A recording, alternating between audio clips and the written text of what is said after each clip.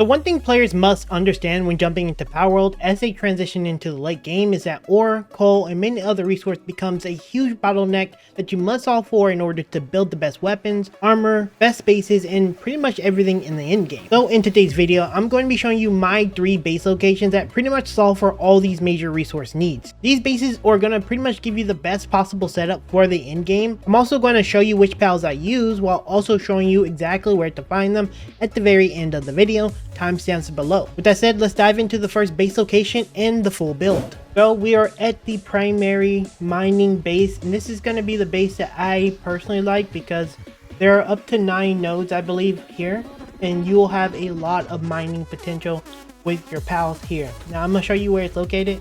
It is located at -544, -476. This is not too far from the Brother of the Eternal Pyre and midpoint of city and mountain, so a pretty easy place to find. And as you can probably tell, it is pretty active here. We're using a lot of cool pals, and I'm gonna go over the pals real quick, but I'm just showing you the setup. So right here we have our elevated kindling thing stations, electric furnace, and I have 4 of them because I like it to be split between 4. It's much easier that way to just do like just a quarter of it and have it done really fast. Depending on the resource, obviously, right? But it's really nice. Down here we have our bed system, and for those of you who are wondering how to build up, you can like build a wall here, then just build the staircase up and the ceiling, and that's how you can build up really easy. Anyway, for eggs, in case I need to do eggs here, and beds, we're going to be replacing these beds. We should always have these large beds, but we're working on that on the other base. You'll see I'll have a lot of sheep kind of pumping the cloth stuff right now. But yeah, this is where our beds are going to go. We can always expand out for the bigger beds, and this is going to be how we sleep and stuff. We're always going to have the pylon. For our food, Laylene is going to handle all the food. These 3 is more than enough. 1 of each. We don't need to put wheat here. So we're not trying to build cakes. We're just trying to give them a little bit of food. And let's go over the pals. They're pumping. Look at this. Look how efficient this resource mining is. They just absolutely destroys everything. But anyway, let's go over the pals so you know exactly what pals you should bring. So going over, we just said Laylene. Laylene's going to be good. She has 4 in planting, 2 in gathering, and then she can do medicine and handicraft, so she can be a little bit flexible. Obviously, I only want her for planting, and she can handle the entire planting for any base for the most part by herself, which is really nice. For our water pal, we're using Serpent. You can use Uzarobe, you can use the flying version of Saga, whatever his name is, the water version. I think he would be fundamentally the best. I think he's like 3 with water, and he only flies, so he's really good. For our carrier, we're using Valaris. He has carrying and he has kindling, which means he can be a little bit flexible if we need him to cook, which this is a pure mining base, so of course we're going to use that.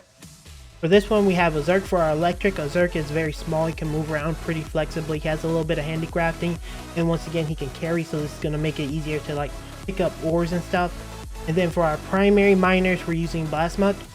Some people would like to use other pals, but I think this guy is the best because he's going to have really high mining. I think he has the highest mining in the game, and then he has like kindling 3. It's not as good as Jormuntide, which you could use. But the problem with Jormuntide, and I'll show you with Jormuntide, his problem. And I'm sure anyone who's been using Jormuntide knows his problem.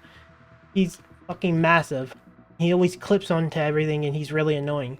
So we don't have Jormuntide because we don't want to have a guy just clipping on everything. So ideally, Blasmut is always going to be the best in my eyes because he's very flexible, and he can run the forges, and he can mine. So there's really no reason not to have a Blasmut here. And yeah, that's how I would personally build this base. There's not really too many improvements I think needs to be made here. We can just get pumping, and I can show you an example of some of them pumping stuff right now.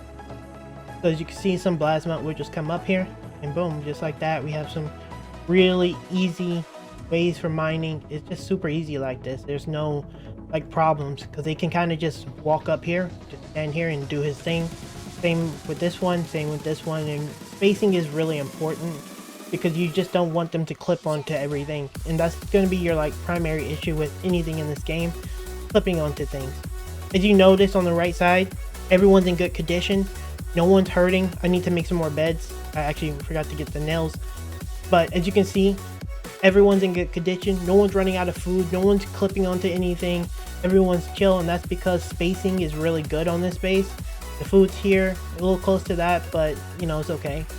We have all the machine parts like spaced out really well. There's no reason for any pal to be back here outside of sleeping. And then we have our little thing here just kind of letting them relax. So it's all about spacing. Really important. Oh, and then I put my furnace in the little holes there. I'll show you. And then you know, we have the mining one here. And one important thing I want to talk about before we move on to the next base is this. Whenever you spawn into your pal box, you'll spawn in behind. So whenever I spawn in, I'll have access to this thing here. And that's important to note because you can have, you know, all your stuff just come to this box and you don't really have to worry. And that's the best thing you need to do. Just always make sure this is positioned in a way that you can actively just, you know, go in, take your resources, dip out.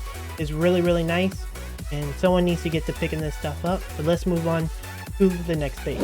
So now we're at our main base, and I just kind of want to break down this base. And this base is located at 206, negative 206, 255. And this is one of the bases I showed in my video that is full of quartz. I mined it all. Well, I didn't do it. My pals mined it all, so there's none here. I know a lot of people aren't a fan of quartz only bases and think they're not that usable, but the thing is, I already have 2 mining bases, so I don't really need another base for anything. And this base was basically functional enough that I can put my other pals here without having to worry about the main base. Now, I'm just going to do a brief tour. So here is all the areas with different machineries that you need. Ideally, you're going to have Anubis for this, but yeah, I have this with the toolboxes, lights. Over here, this little patio area, have all the little benches, grain, cooking pot, you know this. In here is our major storage facilities, weapons, tenants, miscellaneous, fruits, schematics, and of course the bed and the refrigerator with all the goodies and medicine. So this is it, and we have our electrical outlet, electrical generator. Over here we have our planting. I don't need that much planting, just need a wheat farm, berry farm, tomato, lettuce, and we're pretty much good to go with the mill and the little upgradey thing. And then over here I have all my pets that are farming with the breeding thing over there. It's a little clustered here, more than I would like it to be, but it's okay, like it's still functional. Then here's the beds. We're slowly upgrading to the better beds. So just showing you guys my main base and how it functions, and we just clean up pretty much the middle here with trees, and all the quartz get mined up. We have a lot of quartz, and we have only one box at our main base, literally only one box that's close to everything. So this is where they're gonna put everything, and it's based on proximity. If you're wondering, they will go to the things that's closest to them and drop it. Typically I like to point out, but that's how it typically works, and that's why I keep this box here. And as you can see with our quartz, we have like 1,200, and we're just like really soaked up on it. We have a lot of it. So moving on to the pals, specifically in this one, and this is going to be a little different from my mining bases. We use the land balls for the wool, ignore that. We have a zero. Again, I would prefer the water version of this guy because he only does water, and then he's a flyer, and it's hard for the flyers to get stuck as much as like the ground people. And that's why I will almost always use flyers as our like flex carrier kind of role, because they're really good at that. We're using Laylene. Again, Laylene can handle doing all the planting by herself, and that's why I love Laylene. She's super good for planting, 3 handiwork, 2 gathering, really good. I use Warsect at this base specifically because he has lumbering and he has carrying, and so he can kind of help with the trees here to keep the trees down. But yeah, that's how I have this base. That's going to be your best option. Warsect is it. And then I have Anubis. Anubis is going to be my primary miner here because I want mining done. Quartz isn't that important, as we know, but we do need it, so Anubis can actually handle that while carrying and being my primary handicrafter. So we use 3 Anubises. I'll maybe have 4 or 5 whenever like we're doing crafting and mining, but typically just 3 Anubises is fine. We go with Ragnarok here. You can use I believe his name is Phalaris. This guy here, Phalaris, because he has cooking and then he has carrying. And the thing is, like, this isn't like a major, like, cooking isn't that crazy important outside of making cakes, and he can kind of handle this and do that. And then he can help with carrying, because that's going to be our primary problem, is carriers, I rather. And you can have those guys. I have a Zerk. A Zerk is going to be the primary lightning pal for pretty much all my bases, and always having him is going to be good. This is our main base where we do all of our major crafting and stuff. But yeah, let's move on to the next base. Now finally moving on to the final base location, and this one is going to be located at 191 -40, and I believe I showed off this place in one of my previous base location videos. I have it linked up in the top right if you want to maybe check out some other locations. And this is going to be the final base location. Everyone knows about this, but this place has coal, and it will have pretty much iron ore over here.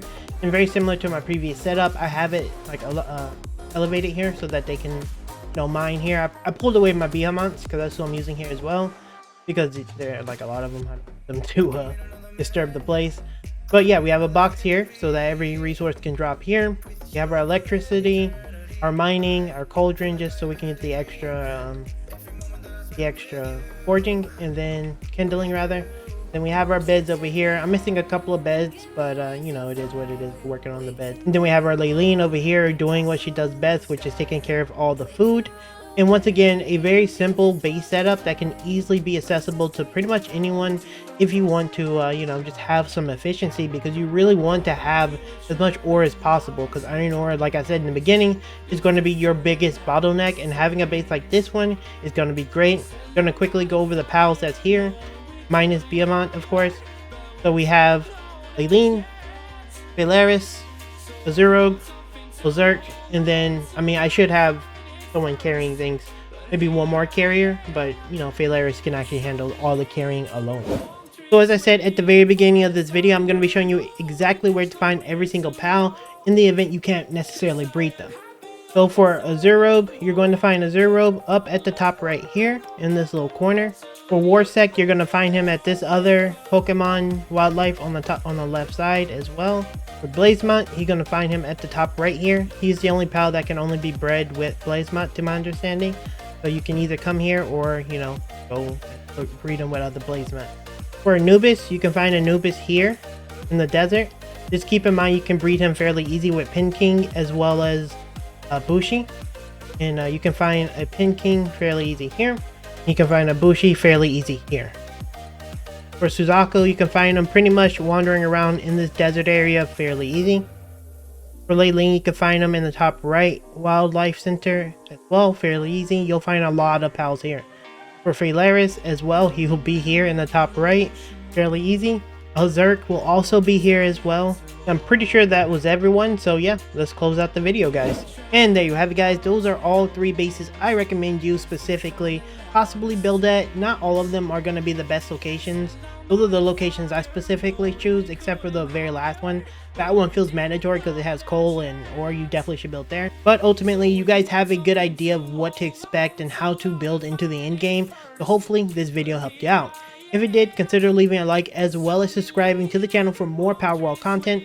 I'll see you guys in the next video very soon. Later.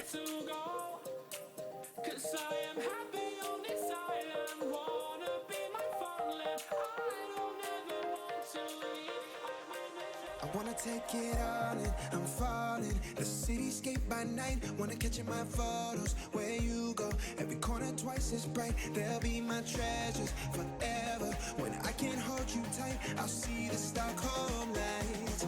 The Stockholm lights, the Stockholm lights.